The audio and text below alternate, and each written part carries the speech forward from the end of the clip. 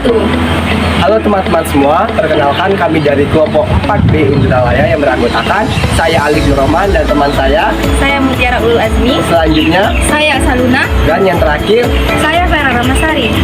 Adapun pokok bahasan materi kali ini yaitu aplikasi teknologi DNA. Tujuan pembelajaran.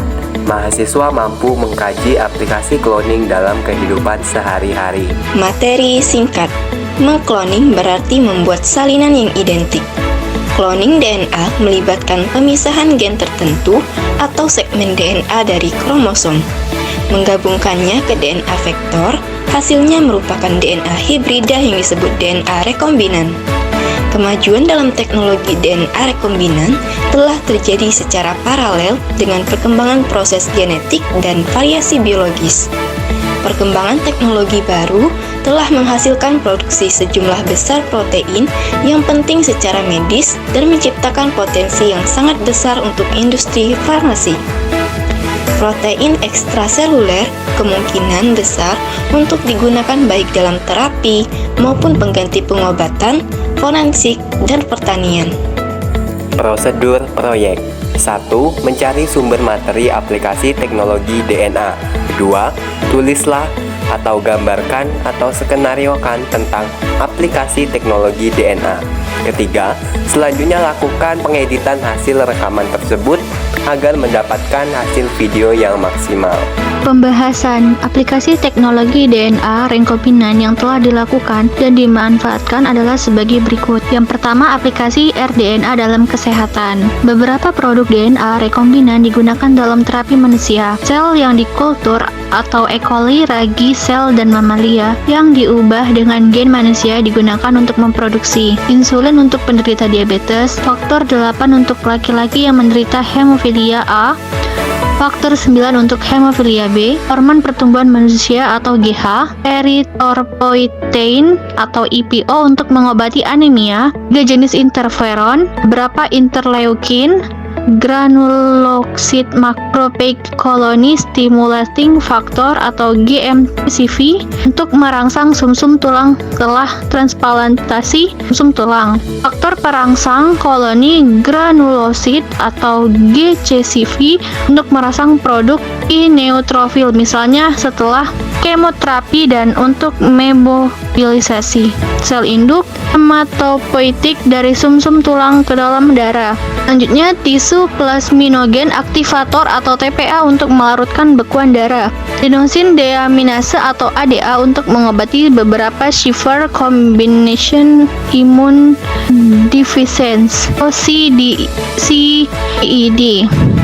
Myostatin dan endostatin uji coba sebagai obat anti kanker.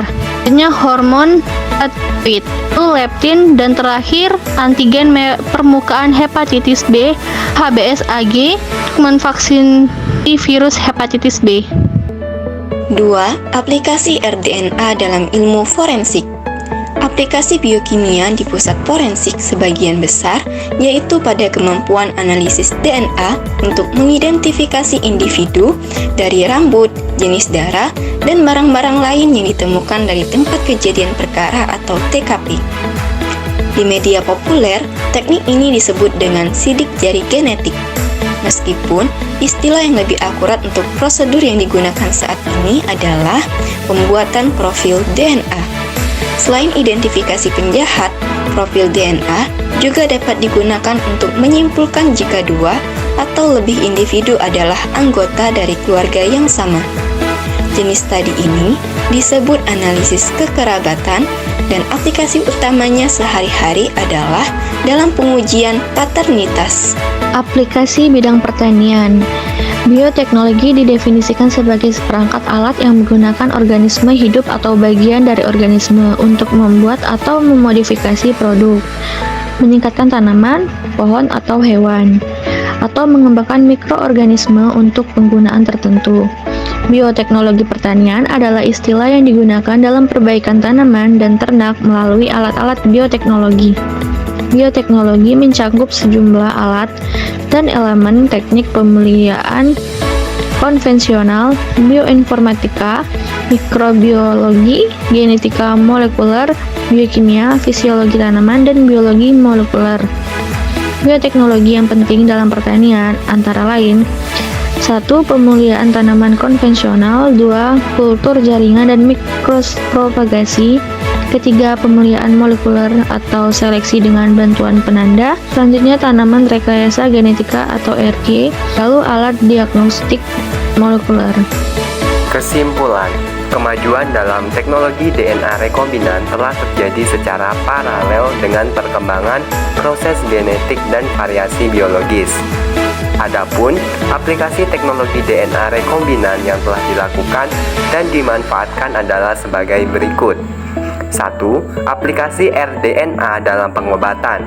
Misalnya insulin diproduksi untuk penderita diabetes. Faktor 8 untuk laki-laki yang menderita hemofilia A dan faktor 9 untuk hemofilia B. Kedua, aplikasi rDNA dalam forensik digunakan untuk mengidentifikasi individu dari rambut, jenis darah, dan barang-barang lain yang ditemukan di tempat kejadian perkara atau TKP. Ketiga, aplikasi dalam bidang pertanian. Bioteknologi yang penting dalam pertanian antara lain seperti pemuliaan tanaman konvensional, kultur jaringan, dan mikropropagasi, dan tanaman rekayasa genetika atau RG. Nah, itu tadi video penjelasan mengenai aplikasi teknologi DNA dari kelompok kami. Terima kasih telah menonton. Kami akhiri. Wassalamualaikum warahmatullahi wabarakatuh.